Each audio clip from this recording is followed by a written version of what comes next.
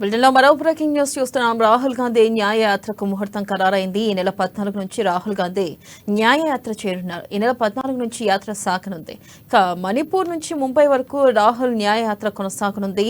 6,700 కిలోమీటర్ల వరకు రాహుల్ పాదయాత్ర చేయనున్నారు.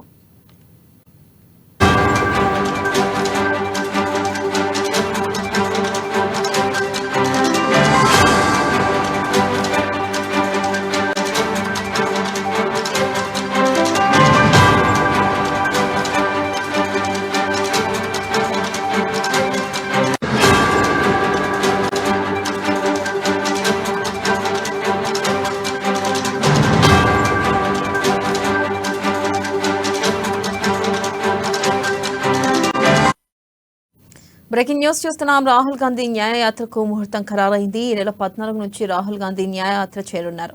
ఈ నెల 14 నుంచి యాత్ర సాగనుంది. ఇక మణిపూర్ నుంచి ముంబై వరకు రాహుల్ న్యాయయాత్ర కొనసాగనుంది.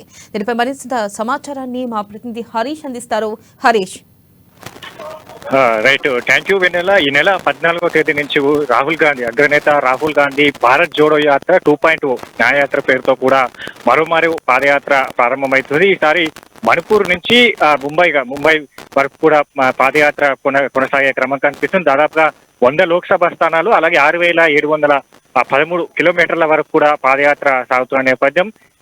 అంటే వచ్చే మార్చి 20వ తేదీన ఈ పాదయాత్రకు సంబంధించి కూడా ముగింపు సభ కూడా పెద్ద ఎత్తున కూడా ముంబైలో నిర్వహించే అవకాశం కనిపిస్తుంది. ఇక మొత్తంగా 100 లోక్సభ సంబంధించి కూడా 337 అసెంబ్లీ సెగ్మెంట్లు కూడా పాదయాత్ర కొనసాగున్నది. అరుణాచల్ ప్రదేశ్, నాగాలాండ్, అస్సాం, పశ్చిమ బెంగాల్, బీహార్, జార్ఖండ్, ఒడిశా, ఛత్తీస్గఢ్, ఉత్తరప్రదేశ్, మధ్యప్రదేశ్, రాజస్థాన్, గుజరాత్ ప్రాంతాల్లో పాదయాత్ర చేపట్టిన తర్వాత ముంబైలో పెద్ద ఎత్తున బహిరంగ సభ ద్వారా కూడా పాదయాత్ర ముగింపు సభ కార్యక్రమం ఉన్న నేపథ్యం కావచ్చు. గతంలో భారత్ జోడో యాత్ర పేరుతో కూడా అగ్రనేత రాహుల్ గాంధీ ఏదైతే కన్యాకుమారి నుంచి కశ్మీర్ వరకు కూడా పాదయాత్ర చేసిన క్రమం కావచ్చు.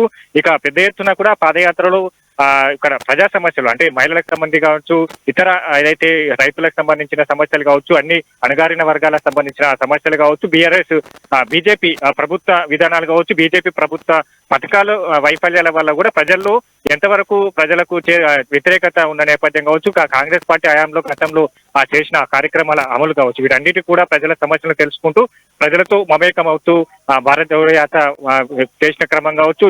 తెలంగాణలో కూడా ఈ భారత్ జోడో యాత్ర కొనసాగిన నేపథ్యం ఉన్నది. దాని తర్వాతనే తెలంగాణలో ప్రత్యేకంగా కాంగ్రెస్ పార్టీకి సంబంధించి కూడా కొంతమేర జోష్ పెరిగిన నేపథ్యం కావచ్చు, పార్టీ కేడర్ పెరిగిన నేపథ్యం కావచ్చు, ఇప్పుడు అధికారంలోకి వచ్చిన విషయం కావచ్చు. మరో లోక్సభ స్థానాలకు సంబంధించి కూడా పెద్ద ఎత్తున కాంగ్రెస్ పార్టీ ఈసారి అధికారమే లక్ష్యంగా వెళ్తున్న క్రమం ఉన్నది. గత 2 దఫాలుగా బీజేపీ ప్రభుత్వం భారతదేశంలో అధికారంలో ఉన్న నేపథ్యం అన్ని సంబంధించిన మతాలు, కులాల మధ్య చిచ్చు రేపుతున్నది. ఇతర అన్ని సామాజిక అంశాలపైన కూడా బీజేపీ ఇచ్చిన హామీలన్నిటిని కూడా విస్మరించింది.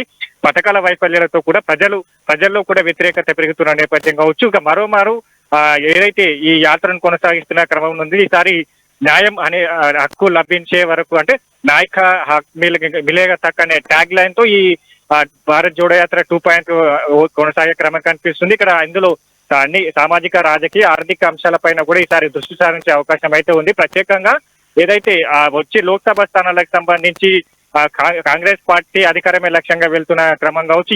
ఈ పాదయాత్ర ద్వారా కూడా ఇక్కడ పార్టీ కేడర్ లో జోష్ కావచ్చు, ఇక్కడ తెలంగాణలో ఇతర రాష్ట్రాలకు సంబంధించి ఎంతవరకు బీజేపీ ప్రభుత్వ వైఫల్యాలను ఎండగడుతూ అక్కడ క్షేత్రస్థాయిలో గత ప్రభుత్వం చేసిన, కాంగ్రెస్ పార్టీ గతంలో చేసిన అభివృద్ధి కార్యక్రమాలు కావచ్చు, ఇప్పుడు ప్రజలు ఎదుర్కొంటున్న సమస్యలు కావచ్చు, మతాల పేరుతో కూడా బీజేపీ ప్రభుత్వం ప్రజల మధ్య విచ్ఛిన్న శక్తులను కూడా అవి ఏదైతే ప్రజల మధ్య విడగొట్టి పాలన కొనసాగిస్తున్న క్రమంలో పలుమార్లుగా రాహుల్ గాంధీ ఆరోపించిన పరిస్థితి ఉంది. ఆర్థిక సంక్షోభాలను నెట్టివేయడం జరిగింది. అదాని ప్రధాని కుంభకోణం తోటి దేశంలో ఆర్థిక వ్యవస్థ దివాలా తీసిన పరిస్థితులు కూడా రాహుల్ గాంధీ ఆరోపించిన నేపథ్యం కావచ్చు. వీటన్నిటిని కూడా ప్రజల్లో వివరిస్తూ ఈ పాదయాత్ర కొనసాగే అవకాశం అయితే కనిపిస్తుంది. Right Harish, thank you.